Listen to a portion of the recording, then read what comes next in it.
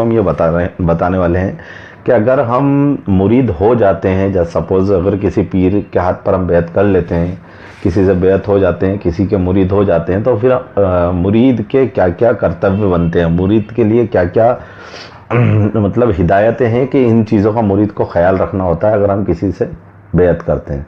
तो कुछ किताबों में से मैंने कुछ पॉइंट निकाले हैं जो कि टोटल 21 पॉइंट है हमारे पास, और इजी लैंग्वेज में है तो ज़्यादा मुझे बार बार समझाने की ज़रूरत नहीं पड़ेगी। 21 पॉइंट है और वीडियो में थोड़ा सा टाइम भी कम है, तो हम थोड़ा जल्दी जल्दी कवर करते जाएंगे सारे पॉइंट्स को। तो आप कोशिश करिएगा पूरा वीडियो को एंड तक देखें और ये पूरे 21 पॉइंट समझें अगर आप तसव्वुफ या सूफीज़्म को और सीखना चाहते हैं। तो इन 21 पॉइंट्स पर आपको ध्यान देना होगा। आइए हम पहले पॉइंट से शुरुआत करते हैं, देर नहीं करते हैं। सबसे पहले वीडियो शुरू करने से पहले मैं बता दूं कि अगर आपने अभी तक हमारे चैनल द वॉइस ऑफ सूफी को सब्सक्राइब नहीं किया है तो नीचे रेड वाले बटन पर क्लिक करके आप सब्सक्राइब कर लीजिए और हमारे सारे वीडियोस को आप देख सकते हैं और लाइक कर सकते हैं। तो आइए हम पहला पॉइंट शुरू करते हैं।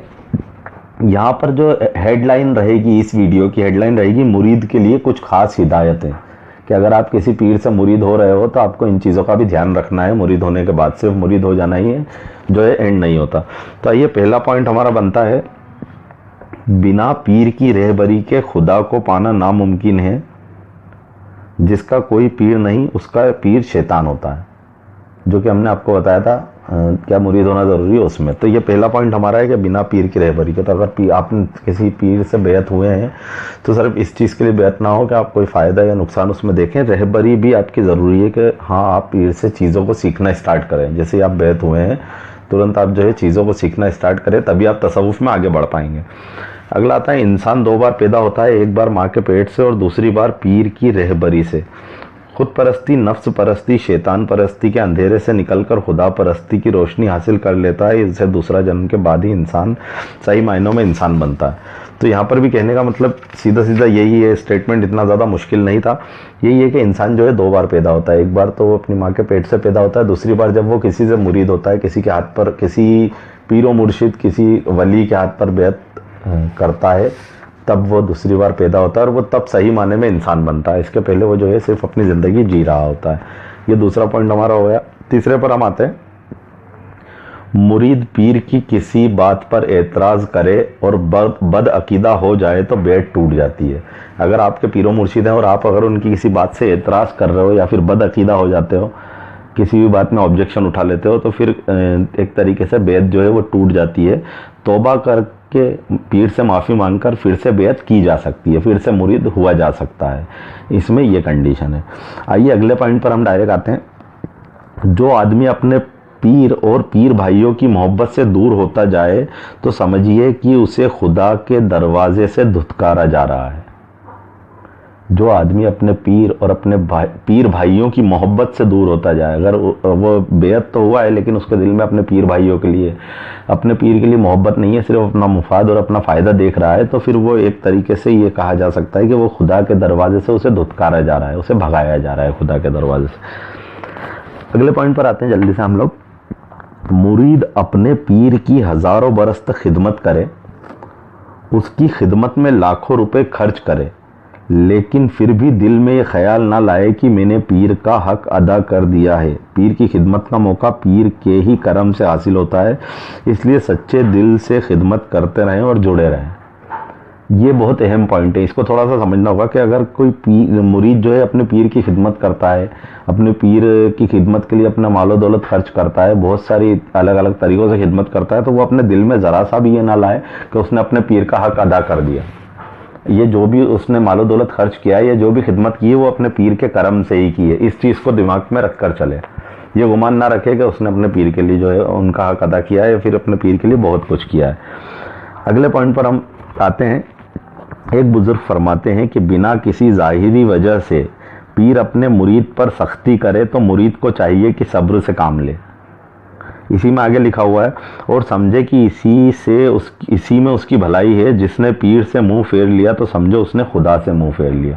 अगर बिना किसी ज़ाहिरी वजह के अगर पीर आप पर सख्ती करते हैं, अगर आप मुरीद हैं अपने पीर के और आपके जो पीरो मुर्शिद हैं वो आप पर सख्ती करते हैं और उसकी वजह आपको समझ में नहीं आ रही कि सख्ती क्यों हो रही है, तो उसका दिल ज़रा भी मलाल अपने दिल में ना लाएं, क्योंकि अगर पीर से जिसने मुँह फेरा समझो उसने खुदा से मुँह फेर लिया। तो पीरो मुर्शिद का इतना ज़्यादा ख्याल आप रखें, अगर वो किसी बात से नाराज़ हैं तो आपको नाराज़ होने की उसमें ज़रूरत नहीं है। अगले पॉइंट पर हम आते हैं, पीर जब अपने किसी मुरीद को आगे बढ़ाए तो दूसरे मुरीदों को इस बात पर हसद नहीं करना चाहिए। इसी में आगे लिखा है, वरना इसके जमे हुए पांव फिसल जाएंगे और वो अपने मकाम से नीचे गिर जाएगा। अगर आपके पीरो मुर्शिद आपके किसी पीर भाई को आगे बढ़ाते हैं तो उसमें हमें जलन और हसद नहीं करना चाहिए। इससे इसका नुकसान ये होगा कि आपके जमे हुए पांव फिसल जाएंगे और आप जो है तसव्वुफ से दूर होते हुए चले जाएंगे। तो जलन और हसद का तो तसव्वुफ में जगह ही नहीं है बिल्कुल। तो फिर तो अपने पीर भाई के लिए तो बिल्कुल भी मतलब सोचने वाली बात भी नहीं है। तो ये था हमारा ये पॉइंट कि पीर जब अपने किसी मुरीद को आगे बढ़ाए तो दूसरे मुरीदों को इस बात पर हसद नहीं करना चाहिए। अगला हम लोग बात करते हैं, अगला पॉइंट है हमारा, पीर की खुशी में खुदा की खुशी और पीर की नाराज़गी में खुदा की नाराज़गी छुपी होती है। अगर पीर आपसे खुश है तो समझ लीजिए कि खुदा आपसे खुश है, और अगर पीर नाराज़ है तो समझिए कि खुदा आपसे नाराज़ है। आगे और भी पॉइंट आते हैं, आइए हम अगले पॉइंट पर चलते हैं। पीर मुरीद का आईना होता है, इसे देखकर मुरीद खुद को ठीक करे, पीर की आदतों और खूबियों को अपनाए। यहाँ से बहुत सारी चीज़ें जो है तसव्वुफ में निकल कर आई कि पीर मुरीद जो है अपने पीर की आदतों और खूबियों को अपनाए। यहाँ पर अगर कोई इंसान अपने पीरो मुर्शिद से इश्क करता है तो इश्क की असल में इश्क की अलामत यह है कि माशूक जो आशिक होता है वो अपने माशूक की तरह दिखने की कोशिश करता है, उनकी तरह बात करने की कोशिश करता है, उनकी तरह आदतों को अपनाने की कोशिश करता है। तो इस पॉइंट में कोई नई बात नहीं है, लेकिन एक समझाने के ज़रिए से अच्छा है कि पीर जो है मुरीद का आईना होता है, उसे देखकर मुरीद खुद को ठीक करे और पीर की आदतों और खूबियों को अपनाए। इसलिए अगर आप अपने पीरो मुर्शिद से इश्क करते हैं तो आप उनकी आदतों को खुद ब खुद अपनाते चले जाएंगे, आपको एहसास भी नहीं होगा। अगला पॉइंट हमारा आता है, जब पीर किसी बात से मुरीद की ख्वाहिश के खिलाफ कोई काम करे, पीर किसी बात में मुरीद की ख्वाहिश के खिलाफ कोई काम करे तो मुरीद को सब्र करना चाहिए, इसी में उसकी भलाई है। अगर मान लीजिए आप चाह रहे हैं कि कोई काम ऐसा हो और पीर जो है उसे किसी और तरीके से कर रहे हैं, या फिर पीर वो काम कर ही नहीं रहे हैं, उसका अपोजिट कुछ कर रहे हैं आपके पीरो मुर्शिद, तो उसमें हमें नाराज़ होने वाली कोई बात नहीं है। हो सकता है कि उसी में आपकी भलाई हो, ये भी हो सकता है कि उसी में आपकी भलाई हो, 100% तो नहीं, लेकिन ये हो सकता है कि उसी में आपकी भलाई हो। इसलिए पीर अगर आपकी मर्ज़ी के ख़िलाफ़ या फिर आपकी ख्वाहिशों के ख़िलाफ़ जाकर कुछ काम कर रहे हैं तो वो उनका जो है रोशन ज़मीरी है कि उन्हें पता है कि आगे ये होने वाला है, हो सकता है इसीलिए वो ऐसा कर रहे हो। आइए अगले पॉइंट पर हम आते हैं, मुरीद अपने पीर की नरमी पर धोखा ना खाए। यहाँ पर भी समझने वाली बात है। इसके पहले मैंने एक पॉइंट बयान किया था कि पीर की खुशी में खुदा की खुशी है, पीर की नाराज़गी में खुदा की नाराज़गी। अब इस पॉइंट को थोड़ा सा समझिएगा। मुरीद अपने पीर की नरमी पर धोखा ना खाए, उनसे डरता रहे, पीर की सख्ती पर दुखी ना हो, बल्कि खुश हो कि मेरी इस्लाह यानी मार्गदर्शन हो रहा है।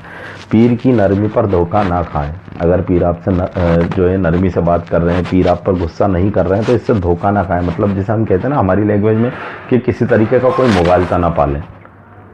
हो सकता है उसके जो है पर्दे के पीछे कुछ और कहानी हो, तो इस चीज़ से भी जो है हमेशा डरते रहें और कोई ऐसी बदअकीदे वाली बात ना निकल जाए और पीर की नरमी के धोखे में आकर हम जो है उनसे जो है थोड़ा सा फ्रेंकली बिहेव करने लगे, लोगों की बुराई उनके सामने करने लगे, तो कहीं ना कहीं जो है ख़राबा हो सकता है। तो यही इसमें था। और पीर की सख्ती पर दुखी ना हो, और इसमें खुश होने वाली बात है कि आपका मार्गदर्शन हो रहा है। पीर अगर सख्त है तो आपको कहीं ना कहीं वो राह दिखा रहे हैं। अगला पॉइंट यहाँ पर बनता है, पीर अपने मुरीद से सिर्फ खुदा के वास्ते खुश और नाराज़ होते हैं। वह जो कुछ करते हैं मुरीद की तालीम के लिए करते हैं, सिर्फ और सिर्फ खुदा के वास्ते नाराज़ होते हैं। और अगर पीर नाराज़ भी होते हैं तो वो मुरीद की तालीम के लिए होते हैं। पीरो मुर्शिद अगर खुश भी होते हैं तो वो मुरीद की तालीम के लिए होते हैं। तो किसी भी तरीके का जो अकीदे को हमारे इधर उधर करने की ज़रूरत नहीं है, अकीदा हमें वहीं पर रखना है। अगला पॉइंट यहाँ पर आता है, पीर की खिदमत में हमेशा हाजिर रहने वाले मुरीद अपनों को दूसरे भाइयों से अफजल ना समझें। देखा गया है कि कई मर्तबा पीर के नज़दीक रहने वाले दूर हो गए और दूर रहने वाले पीर के करीब हो गए। इस पॉइंट को थोड़ा सा लेंदी है, इसको थोड़ा सा फिर से एक बार समझ लेते हैं कि पीर की खिदमत में हमेशा हाजिर रहने वाले मुरीद अपने को दूसरे भाइयों से अफजल ना समझे। वो मुरीद जो कि पीर की खिदमत में हमेशा हाजिर रहते हैं, वो खुद को दूसरे पीर भाइयों से अफजल ना समझे, उनसे बड़ा ना समझे, उनके बराबर ही समझे, या फिर कोशिश करें तो उनको खुद को सबसे छोटा समझने की कोशिश करें। यहाँ पर ये पॉइंट कहना है। अक्सर देखा गया है कि कई मर्तबा पीर के नज़दीक रहने वाले लोग जो है दूर हो गए, और जो दूर रहने वाले हैं वो पीर के करीब हो गए। पुराने मुरीद नए मुरीदों से खुद को अफजल ना समझे, जो पुराने मुरीद हैं वो नए मुरीदों से खुद को अफजल ना समझे, हमेशा छोटा बनकर रहने की ज़रूरत है। किसके दिल में खुदा कैसा समाया हुआ है यह सबके समझ के बाहर है। खैरियत इसी में है कि खुद को सबसे छोटा समझें और सबकी इज्जत करें। किसके दिल में खुदा किस लेवल तक समाया हुआ है, कौन खुदा के कितना करीब है, कौन पीर के कितना करीब है, ये बात हम नहीं समझ सकते। हमारे जो वश में सिर्फ एक ही बात है, हमारे बस में एक ही बात है कि हम जो है खुद को सबसे छोटा समझें और हमेशा सबकी इज्जत करें। तो इस चीज़ का भी ख्याल होना चाहिए अगर हम किसी से बेअत हुए हैं तो। ये सारी चीज़ें जो है हमें सीखते हुए चलना चाहिए। सिर्फ बेअत हो गए और दुनियाई फ़ायदे के हिसाब से सोच रहे हैं तो फिर कोई मतलब नहीं है। सारी चीज़ें सीखने की भी ज़रूरत है। अगला पॉइंट आता है, अगले पॉइंट पर हम जो है रुख करते हैं। उम्र में एक दिन का बड़ा भी इज्जत और एहतराम के लायक है। उम्र में एक दिन का बड़ा भी, अगर एक दिन आपसे कोई बड़ा है उम्र में, वो भी इज्जत और एहतराम के लायक है। उसी तरह पुराने पीर भाइयों की इज्जत और एहतराम करना ज़रूरी है। अगर कोई शख्स आपसे उम्र में एक दिन बड़ा है तो भी उसका इज्जत और एहतराम करना है। तो अगर आपका कोई पुराने पीर भाई हैं जो कि पहले पीर से जुड़े हैं, आपसे पहले से वो जुड़े हुए हैं, तो उनकी इज्जत और एहतराम करना आपका फ़र्ज़ बनता है और ज़रूरी भी है। यही आपको करना है, क्योंकि उन्होंने पीर की ज़्यादा सोहबत उठाई है। पुराने भाइयों की सोहबत पीर की सोहबत होती है। पुराने भाइयों की सोहबत पीर की सोहबत होती है। पुराने पीर भाइयों की सोहबत जो है पीर की सोहबत होती है। पुराने जो लोग होते हैं जो कि पीरो मुर्शिद से काफ़ी सालों से जुड़े हुए हैं, और जैसे सपोज़ करिए हम अभी कुछ महीनों से या फिर कुछ 1-2 साल से हम जुड़े हैं, और अगर कोई शख्स पिछले 3 या 4 साल से जुड़ा है, तो दोनों की कैटेगरी में फ़र्क तो होगा। अब ये हमारी नीयत पे डिपेंड करता है कि हम उनकी कितनी इज्जत और एहतराम करते हैं। इसके पहले वाले पॉइंट में तो हमने ये समझाया ये कि पुराने जो पीर हैं, पुराने जो मुरीद हैं, वो नए मुरीदों को जो है खुद से छोटा ना समझें। इस पॉइंट में ये समझा रहे हैं कि जो नए मुरीद जुड़े हैं वो पुराने पीर भाइयों की इज्जत करें, पुराने पीर भाइयों की इज्जत करें, क्योंकि उन्होंने पीर की ज़्यादा सोहबत उठाई है। और अंत में ये पॉइंट, एंड में ये पॉइंट भी आ रहा है कि पुराने पीर भाइयों की सोहबत ही पीर की सोहबत कहलाती है। अगर आप उनकी सोहबत में ठीक से रह लेते हैं, उनसे अगर आप सीख लेते हैं, तो समझिए कि आप अपने पीरो मुर्शिद से सीख रहे हैं। अगर आप अपने किसी पुराने आपसे पहले से जुड़े हुए पीर भाई से कुछ सीख रहे हैं या उनसे कुछ अच्छे से बात कर रहे हैं, समझिए आप अपने पीरो मुर्शिद से सीख रहे हैं और अपने पीरो मुर्शिद से अच्छे से बात कर रहे हैं। क्यों? क्योंकि वो आपके पीरो मुर्शिद के ज़्यादा करीब है और वो आपकी पीरो मुर्शिद की ज़्यादा सोहबत उठा चुका है। तो ये पॉइंट यहाँ पर था। अगले पॉइंट पर हम जो है रुख करते हैं। दुनियावी फ़ायदे या नुकसान का खुदा परस्ती से कोई ताल्लुक़ नहीं है। दुनियावी फ़ायदे या नुकसान का खुदा परस्ती से कोई ताल्लुक़ नहीं है। मेरे जितने भी अभी तक के एपिसोड हुए द वॉइस ऑफ सूफ़ी के, उसमें तसव्वुफ़ में सिर्फ यही मैं समझाते हुए आ रहा हूँ कि अगर आप तसव्वुफ़ में उतरते हैं तो दुनियावी फ़ायदे या नुकसान को आपको साइड में रखना पड़ेगा। और इसी पॉइंट में वो बात फिर से आ रही है कि दुनियावी फ़ायदे या नुकसान, जैसे दुनियावी चीज़ें हम पीरो मुर्शिद के पास ले जाते हैं कि हमारा काम धंधा ठीक नहीं चल रहा है, हमें जो है यहाँ पर दुकान खोलनी है, हमें ये काम चालू करना है, हमारी तबीयत ख़राब है, बीवी की तबीयत ख़राब है, रिश्तेदार की तबीयत ख़राब है, रिश्तेदार का काम सही नहीं चल रहा है, बच्चे पढ़ाई पर ध्यान नहीं दे रहे हैं, बच्चे पास हो जाएँ, कुछ ऐसी दुआ कर दीजिए। ये सब बेकार की बातें हैं, कुछ नहीं रखा है। अगर पीरो मुर्शिद के सोहबत में आप जा रहे हैं तो सिर्फ़ और सिर्फ खुदा पर आपकी नज़र होना चाहिए, अपने पीरो मुर्शिद पर आपकी नज़र होना चाहिए।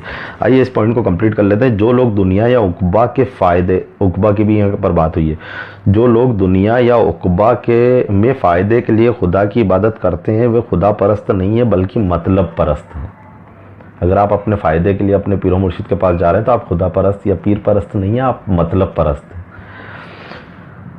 मतलब परस्त लोग मतलब निकल गया तो अपने पीरो मुर्शिद से दूर हो जाते हैं, उनके दर पे जाना छोड़ देते हैं। ये मतलब परस्त लोगों की अलामत है। लेकिन खुदा परस्त जो होता है वो हमेशा उनसे जुड़े रहते हैं, अपने पीरो मुर्शिद से हमेशा जुड़े रहते हैं। यही ईमानदारी की निशानी है और यही ईमानदार लोग पीर की मोहब्बत की वजह से दोनों जहां में फूलते और फलते हैं। इसीलिए कहा जाता है कि जो पुराने पीर भाई हैं उनसे हमें ये सीखने को मिलता है कि पीर की सोहबत में लंबे वक्त तक कैसे हम रह सकते हैं। अगर हम किसी दुनियाई फ़ायदे की वजह से गए तो 2 3 4 महीने 6 महीने 1 साल में हम जो है फिर से लौट आएंगे, क्योंकि हमारा अगर मकसद या तो पूरा हो जाएगा या पूरा नहीं होगा तो हम फ्रस्ट्रेशन की वजह से लौट आएंगे। लेकिन जो पुराने पीर भाई हमारे जो होते हैं, हमसे जो बड़े होते हैं, वो पिछले सालों से पीरो मुर्शिद से जुड़े होते हैं, तो उनका एहतराम करना ज़रूरी है। और किसी भी, अगर आपको अपनी दुनिया ही किसी चीज़ का मतलब है तो अपने पीरो मुर्शिद के पास बिल्कुल ना जाएं। पीरी मुरीदी जो है तसव्वुफ़ की राह से आप दूर रहें, दूसरे रास्ते से खुदा को ढूंढने की कोशिश करें। अगले पॉइंट पर हम आते हैं। मुरीद को चाहिए कि वह जो बात अपने लिए पसंद करता है वह अपने पीर भाइयों के लिए भी पसंद करे। पीर भाइयों की गलती को माफ़ करे, गुनाह से नफ़रत करे, ना कि गुनाहगार से। दूसरों में ऐब तलाश ना करे बल्कि अपने ऐबों पर नज़र रखे। अपने पीर भाइयों की गलतियों को मत निकालिए बार बार, बल्कि गुनाह से नफ़रत करो, गुनाहगार से नफ़रत कभी मत करो। बहुत अच्छा पॉइंट है ये। इसे हम आने वाले टाइम में हम लोग की टैगलाइन भी बना लेंगे द वॉइस ऑफ सूफ़ी की, कि गुनाह से नफ़रत करिए, गुनाहगार से नफ़रत मत करिए। मुरीद को चाहिए कि वह जो बात अपने लिए पसंद करता है वह अपने पीर भाइयों के लिए भी पसंद करे। पीर भाइयों की गलती को माफ़ करे। इन सारी चीज़ों को इग्नोर करना पड़ेगा। अगले पॉइंट पर हम आते हैं। मुरीद को चाहिए कि अपने पीर भाइयों को अपने पीर से मिली हुई अच्छी बातें सिखाए। अगर आप अपने पीरो मुर्शिद से मुरीद हुए हैं तो अपने पीर भाइयों को अच्छी बातें सिखाएं जो आपको अपने पीरो मुर्शिद से हासिल हुई हैं, वो आप आगे फैलाएं, अपने दूसरे पीर भाइयों को उन चीज़ों को सिखाएं। ना कि जलन और हसद में जो है सारी चीज़ों को बिखेर कर रख देते। इन चीज़ों का ख्याल रहे। पीर अपने किसी मुरीद से नाराज़ हो जाए या उसे अपनी महफिल से निकाल दे, ये अगला पॉइंट मैं बयान कर रहा हूँ। पीर अपने किसी मुरीद से नाराज़ हो जाए या उसे अपनी महफिल से निकाल दे तो दूसरे पीर भाइयों को उसकी बुराई नहीं करनी चाहिए। अगर कोई पीरो मुर्शिद है, किसी अपने एक मुरीद को से नाराज़ हो जाए, वो अपनी महफिल से निकाल दें उस मुरीद को, तो दूसरे पीर भाइयों को इस चीज़ का ख्याल रहे कि वो उस मुरीद की बुराई ना करें। अपने पीरो मुर्शिद के सामने या खानकाह में बैठकर या फिर अपने घरों में उसके पीठ पीछे उसकी बुराई ना करें, नहीं करनी चाहिए। वह मुरीद अपने पीर का गुनाहगार है, ना कि पीर भाइयों का। अगर उसने कोई गुनाह किया तो वह अपने पीर का गुनाहगार है, ना कि पीर भाइयों का गुनाहगार है। हो सकता है कि दिगर मुरीद इससे भी ज़्यादा बुरे हों। अगर आप जिसे निकाला गया है उसे आप बुरा समझ रहे हो तो हो सकता है और जो दूसरे मुरीद हों इनसे भी ज़्यादा बुरे हों। तो किसी भी चीज़ का अंदाज़ा हम नहीं लगा सकते, इसलिए इन चीज़ों का ख्याल रखना ज़रूरी है। ख्याल रखा जाए तो जो है पीरी मुरीदी में जो है ईज़िली सारी चीज़ें चलती हैं और मज़ा आता है इन सारी चीज़ों में, और जो है बहुत आसान हो जाती हैं सारी चीज़ें। मतलब पीरी मुरीदी इतनी ज़्यादा मुश्किल नहीं लगने लगती है, जिससे लोग इसे खुद अपने आप में जो है कॉम्प्लिकेटेड बना लेते हैं। इन सारी चीज़ों को अगर इंसान फॉलो करेगा, इस वीडियो को बार बार आप देखें, अगर समझ में नहीं आ रहा है और इन चीज़ों को अपनी ज़िंदगी में अमल में लाएँ तो बिल्कुल ज़रूर आपको फ़ायदा होगा। अगले पॉइंट पर हम आ जाते हैं जल्दी से, बस कुछ 2 या 3 पॉइंट बचे हैं फिर ख़त्म करते हैं हम इसे। मुरीद को अपने पीर भाइयों के एहसान का बदला चुकाने की कोशिश करना चाहिए। अगर ना चुका सके तो कम से कम उनका शुक्रिया अदा करना चाहिए। अपने पीर भाइयों ने जो आप पर एहसान किया उनका बदला चुकाने की कोशिश करें, और अगर ना चुका सकते हैं तो कम से कम उनका शुक्रिया तो अदा कर ही सकते हैं। इस चीज़ का ख्याल रहे। पीर भाइयों का हमेशा भला चाहना चाहिए। हमेशा आप जो है पीर भाइयों का भला चाहो, उनके लिए दुआ करना चाहिए। पीर भाइयों का भला चाहने वाला मुरीद पीर का चहेता होता है। जो अपने पीर भाइयों का भला चाहता है वो अपने पीर का चहेता होता है, क्योंकि पीर जो है अपने मुरीदों से बहुत मोहब्बत करते हैं। और जो शख्स अगर जिससे मोहब्बत करता है और कोई शख्स उसके लिए अच्छा है तो फिर वो शख्स उससे भी मोहब्बत करेगा। तो पीर, अगर आप अपने पीर को खुश रखना चाहते हो तो अपने पीर भाइयों से मोहब्बत से रहिए, मोहब्बत करिए अपने पीर भाइयों से, तो आपके पीरों मुर्शिद आपसे खुश रहेंगे। सेकंड लास्ट हमारा पॉइंट है, इस रास्ते में कामयाबी बड़े बुज़ुर्गों ने अपने मेहमानों, हाँ इसमें यह है कि मतलब खिदमत का एक बहुत बड़ा मकाम यहाँ पर बताया गया है कि जो पीरों मुर्शिद हुआ करते थे, बड़े बड़े वली, अगर उनके दर पर कोई मेहमान आता था तो उनकी खिदमत में लग जाते थे। बड़े औलियाओं की हम बात करें, जो बड़े वली गुजरे हैं, मौलाना रूमी की हम बात करें, गरीब नवाज़ की बात करें, गौस पाक की बात करें, इनके दर पर अगर कोई मेहमान आता था तो ये खुद मेहमानों की खिदमत में लग जाया करते थे। तो यही है, पीर की खानकाह में बर्तन साफ़ करने, झाड़ू देने जैसे काम बड़ी बड़ी नफली इबादतों से बेहतर है। पीर की खिदमत करें। खानकाहों के जो है छोटे मोटे जो काम है, खानकाहों की सफाई करना, बर्तन साफ़ करना, पीर के कपड़े साफ़ करना, जूते साफ़ करना, इन चीज़ों का ख्याल रखें। नफली इबादतों से बेहतर हैं ये चीज़ें। आखिरी पॉइंट बयान कर देते हैं, उसके बाद इस वीडियो को क्लोज करते हैं हम। यहाँ पर लिखा हुआ है, एक साधो सब सधे, सब साधो सब जाए। अगर आप एक चीज़ के लिए एक चीज़ को साधेंगे तो आपको जो है सारी चीज़ें मिल जाएंगी, और सारी चीज़ों के पीछे भागेंगे तो कुछ भी हासिल नहीं होगा। एक पीर का होकर रहने में सब हासिल हो जाता है, अपने पीर जैसी बात हमने कहीं नहीं पाई। जो मिलना है अपने पीर से ही मिलना है, फिर दर दर भटकने की ज़रूरत नहीं है। जो भी आपको मिलना है अपने पीर से ही मिलना है, दर दर भटकने की आपको ज़रूरत नहीं है। अगर आप कहीं और से होकर इन पीरों मुर्शिद के पास आएँ तो कम से कम इनका तो होकर रह लीजिए। हालांकि उम्मीद बहुत कम रहती है, जो दर दर से होकर बार बार जो है अपने पीरों मुर्शिद को बदलते रहते हैं, तो उनका नहीं कह सकते कि वो एक जगह पर कायम रहेंगे। लेकिन अब आप कोशिश करिए कि अगर आपको इस बार जो पीरों मुर्शिद मिले उनके साथ आप जुड़े रहें और हमेशा जो है उनसे फैज़ हासिल करते रहें। तो ये कुछ चीज़ें थी, 21 टोटल पॉइंट थे ये, जिसमें हमने ये बताया कि आप अपने पीर के साथ आपका क्या बिहेवियर होना चाहिए, अपने पीर भाइयों के साथ आपका क्या बिहेवियर होना चाहिए। तो अगर आप द वॉइस ऑफ सूफ़ी के और भी वीडियोस देखना चाहते हैं, तसव्वुफ़ की ऐसी कुछ अनमोल बातें और कुछ खास बातें सीखना चाहते हैं, तो आज ही हमारे चैनल को सब्सक्राइब कर लीजिए। और अगर आप चाहते हैं कि आपके दोस्तों तक भी ये इन्फॉर्मेशन पहुँचे, तो हमारे वीडियो को लाइक कर दीजिए और साथ ही साथ अपने जो है सोशल मीडिया अकाउंट पर हमारे वीडियोज़ को शेयर कर दीजिए। Thank you so much.